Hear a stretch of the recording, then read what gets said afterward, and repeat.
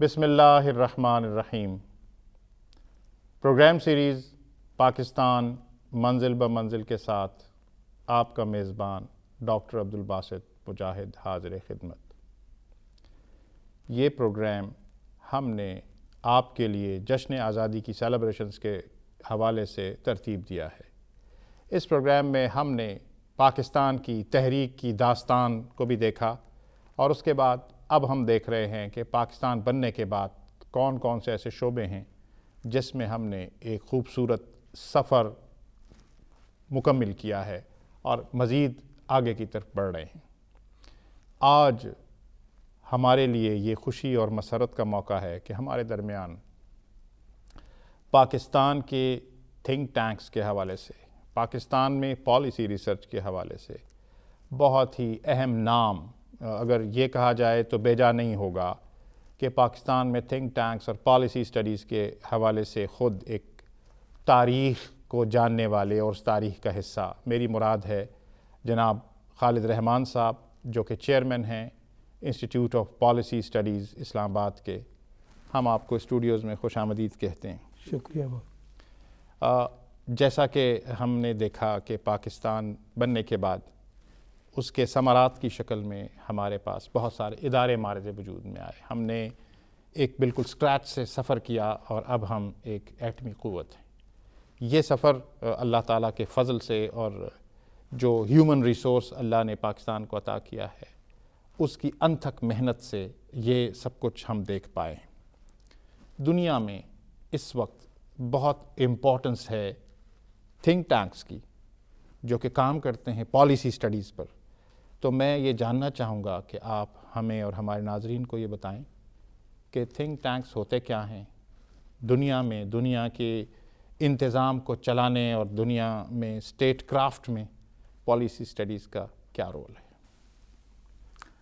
دیکھیے، بہت اہم موضوع ہے جو آپ نے منتخب کیا ہے، اور اس میں یہ بات سمجھنے کی ہے کہ مغربی دنیا میں، اور جسے ہم سو کالڈ ترقی یافتہ دنیا کہتے ہیں، جی، وہاں یہ رواج بہت پہلے سے ہے، اور بڑی تعداد میں تھنک ٹینکس ہیں جو مخصوص میدانوں میں حکومت کی کہہ لیجئے کہ رہنمائی کا فریضہ بھی سر انجام دے رہے ہوتے ہیں، اور اس کے ساتھ ساتھ بعض اوقات رہنمائی ہی کا یہ ایک حصہ ہے کہ اس پہ تنقید بھی کر رہے ہوتے ہیں، اور اس کے نتیجے میں پالیسی میکنگ کا عمل جو ہے وہ زیادہ ایک طرح سے جامع ہو جاتا ہے، اور اس میں مختلف آراء شامل ہو سکتی ہیں۔ جی۔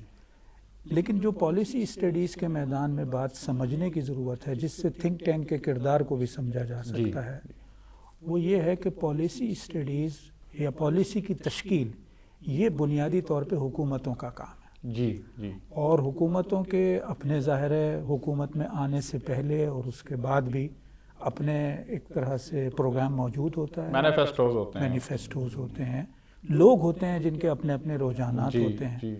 تو پالیسی اسٹڈیز اگر جب ہم بات کریں تو اس میں پالیسی کے پروسیس کو بھی سمجھنا بڑا ضروری ہے۔ یقیناً۔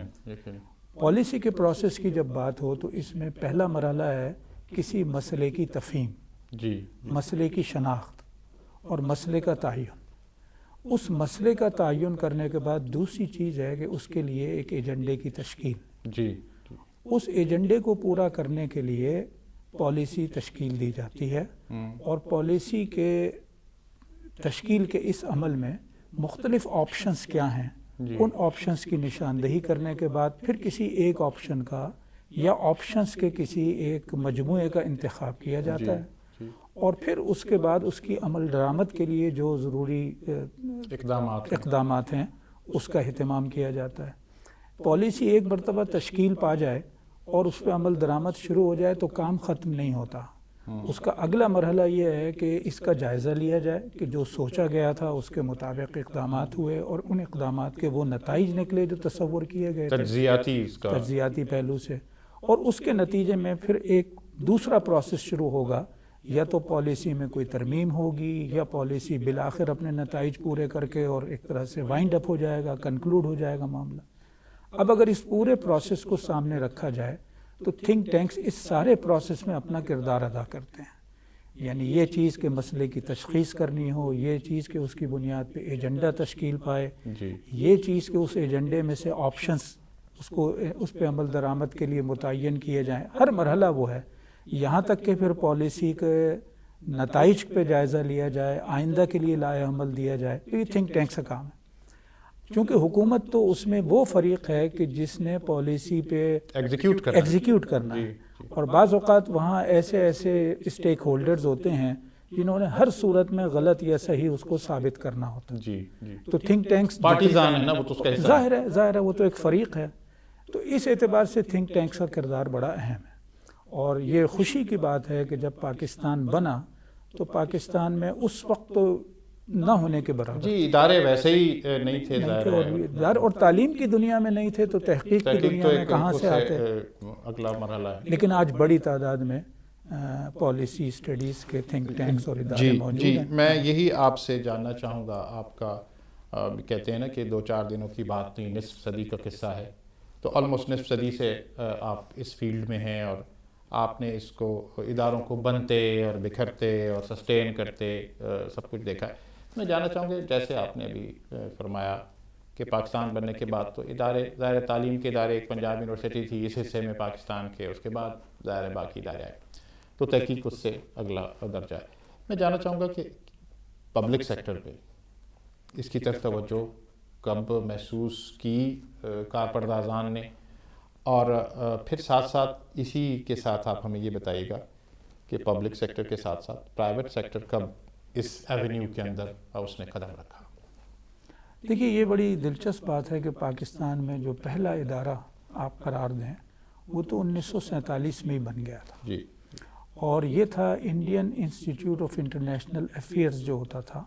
اسی سے وابستہ جو لوگ پاکستان آئے انہوں نے Pakistan institute of international affairs کے عنوان سے کراچی میں ادارہ قائم کیا. اور یہ ادارہ اس اعتبار سے قابل تعریف ہے کہ یہ اس وقت سے آج تک سرگرم ہے اور علمی کام بھی کر رہا ہے، اور پالیسی کی دنیا میں اس کا اپنا ایک کردار ہے. لیکن اس کے بعد آپ دیکھیں تو اس میں بڑا خلا ہے.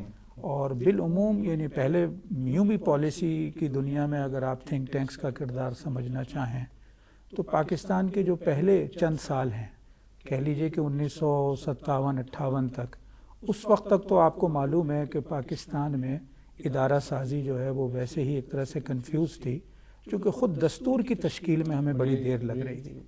لیکن پھر 1958 سے لے کے پھر اس کے بعد ایک دوسرا فیز ہے جو آپ کہہ لیجئے کہ 1973 تک کا ہے، جس میں ہمارے ہاں جو بھی حکومتی نظام تھا اس میں جو پالیسی سازی ہے وہ بنیادی طور پہ چند افراد تک محدود تھی. اس نظام کا یہ ایک خاص بات تھی.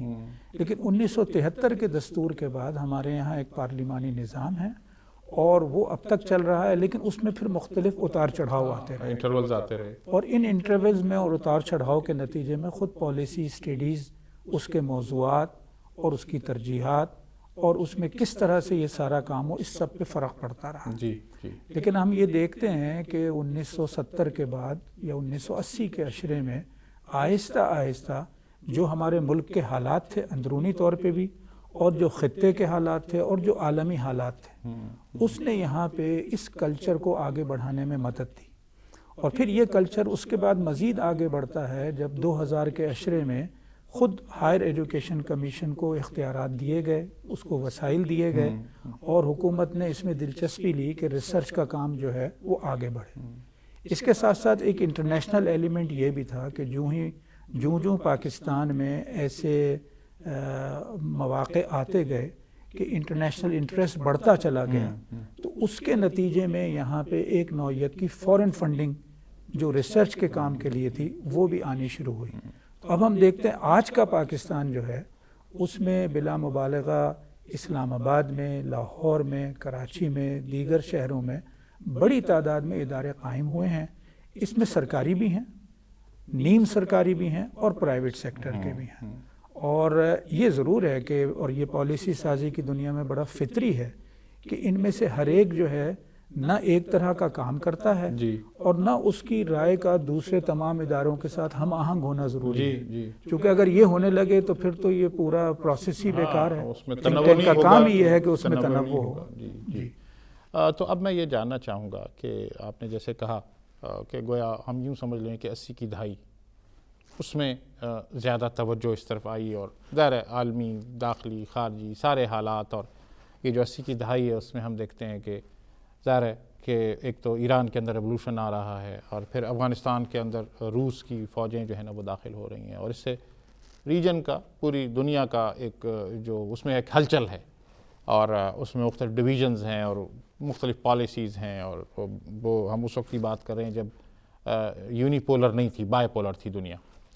تو اس وقت میں سمجھتا ہوں کہ پرائیویٹ سیکٹر بھی فعال ہوا، اور اس میں وہ ادارہ جیسے ہم انسٹیٹیوٹ آف پالیسی اسٹڈیز کے نام سے جانتے ہیں، وہ 79 میں غالباً مہارز وجود میں آیا. تو آپ کا جو پریکٹیکل ایکسپیرینس ہے اس میں پروفیسر خورشید احمد صاحب نے جب اس ادارے کی بنیاد رکھی تو آپ ان کے ساتھ اس میں شریک تھے اور یہ سارا سفر. تو مجھے بتائیے کہ آئی پی ایس نے یہ جو داغ بیل ڈالی گویا پرائیویٹ سیکٹر میں، اس کی اہمیت، اور پھر یہ جو آلموسٹ اب 5 دہائیاں ہونے کو آئی ہیں، اور یہ جو پاکستان کا سفر ہے اس میں پالیسی ریسرچ کا سفر ہے، اس میں تھنک ٹینک کا کردار ہے، تو میں سمجھتا ہوں کہ بہت فعال کردار ہے. ہم چاہیں گے کہ آپ کی یہاں موجودگی سے فائدہ اٹھائیں کہ اگر ہم عشروں کے اعتبار سے دیکھ لیں تو کیا پہلا عشرہ گویا 80 کی دہائی، اس میں کیا فوکس رہا، کیا اس کا ویژن تھا، اور کیسے یہ کنٹریبیوٹ کر رہا ہے پالیسی سازی میں؟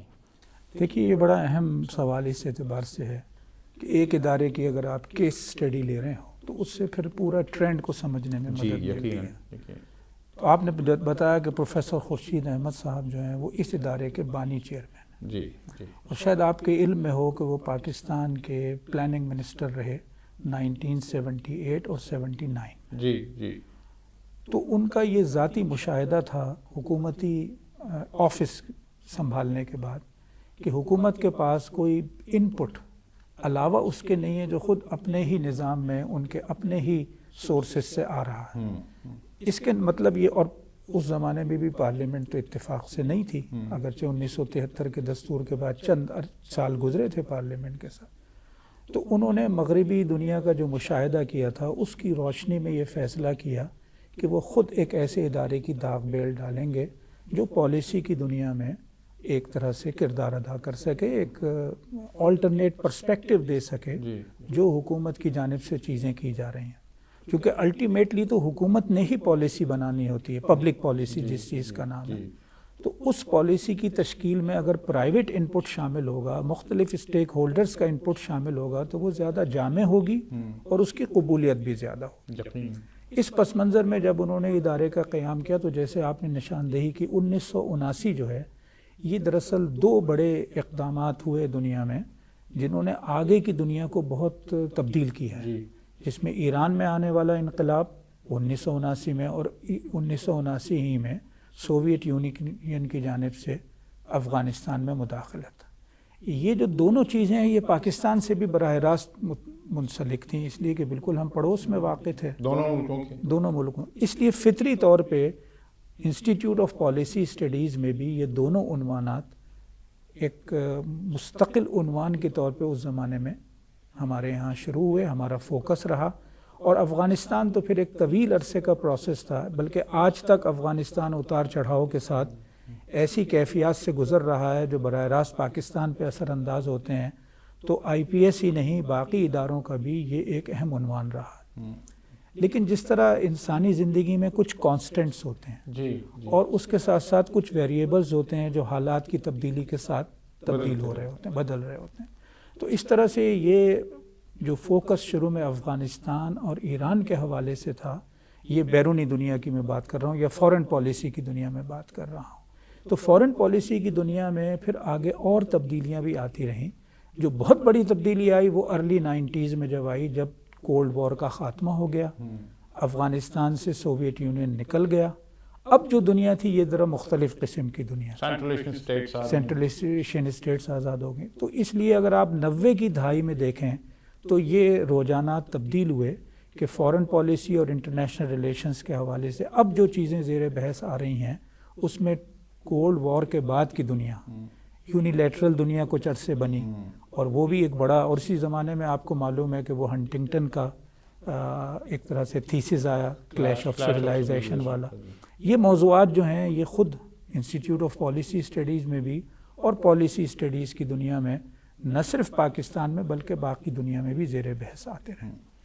اس سے بعد والا دور جو ہے وہ آپ کو معلوم ہے پھر 9/11 اور اس کے بعد کی دنیا ہے. وہ بالکل ایک بدلی ہوئی دنیا ہے، اور اس میں بھی اتفاق سے پاکستان براہ راست متعلق اس لیے ہو گیا کہ افغانستان میں امریکی فوجیں آ گئیں، اور اب جو آئندہ 20 سال ہیں اس میں یہ ایک بڑا مرکزی عنوان رہا.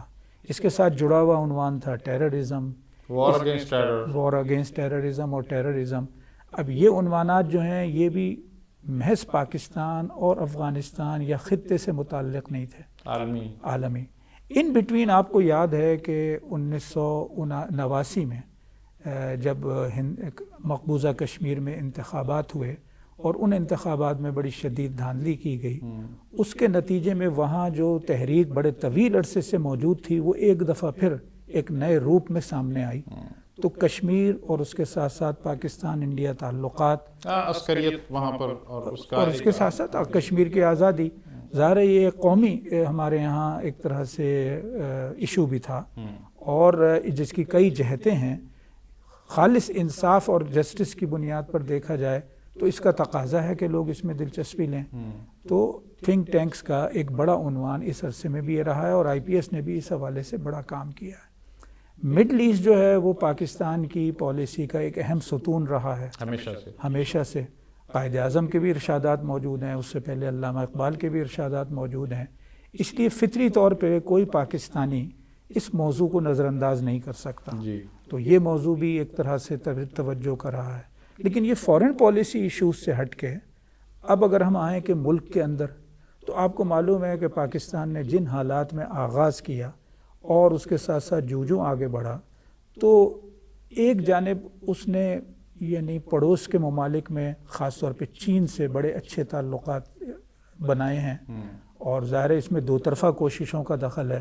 میں سمجھتا ہوں خود اگر ہم انسٹیٹیوٹ آف پالیسی اسٹڈیز کی جانب سے اپنے کام کا جائزہ لیں تو اس میں تھوڑا بہت ہمارا کردار بھی کئی پہلوؤں سے رہا ہے. اس وقت بھی کم و بیش چین کے کوئی 2 درجن سے زیادہ اداروں کے ساتھ ہمارے براہ راست رابطے اور تعاون کے معاہدات ہیں. تو انڈیا کی پالیسیاں وہ ہم پہ کس طرح اثر انداز ہو رہی ہیں، خود انڈیا کو سمجھنے کی کوشش اور اس کے اندر جو پش اینڈ پلز ہیں ان کو سامنے رکھتے ہوئے کام کرنا، یہ تھنک ٹینکس کے لیے ایک اہم موضوع بنتا ہے، اور ہم نے بھی اس پہ کام کیا ہے. یہ بہت ہی مختصر وقت میں آپ نے نہ صرف ہمیں تھنک ٹینکس کا تصور، ان کی اہمیت پاکستان میں، اس کا سفر، اس پر گفتگو کی. یہ محض ایک پروگرام ساری گفتگو کے لیے ناکافی ہے، لیکن وقت کے دامن میں ہمیشہ گنجائش کم ہوتی ہے. ہمارے پروگرام کا وقت اختتام پذیر ہونے کو ہے. پھر آئندہ کسی پروگرام میں آپ کے ساتھ اس پر تفصیل سے گفتگو کریں گے. میں ایک مرتبہ پھر آپ کا بہت شکر گزار ہوں کہ آپ نے اپنی مصروفیت سے ٹائم نکالا، اور آپ جو چشمدید بھی ہیں، اس تاریخ کا حصہ بھی ہیں. ہمارے لیے یہ بہت ہی اعزاز کی بات ہے. آپ کی تشریف آوری کا شکریہ. ناظرین، آج ہم نے ایک بہت ہی اہم پہلو سے پاکستان منزل بہ منزل میں تھنک ٹینکس اور پالیسی اسٹڈیز پر گفتگو کی، اور ہمارے آج کے مہمان تھے جناب Khalid Rahman, chairman institute of policy studies Islamabad. اس کے ساتھ ہی ہمیں اس پروگرام کو اختتام پذیر کرنے کے وقت پر ہم آ پہنچے ہیں. اپنے میزبان ڈاکٹر عبدالباسط مجاہد کو دیجیے اجازت. اللہ نگہبان.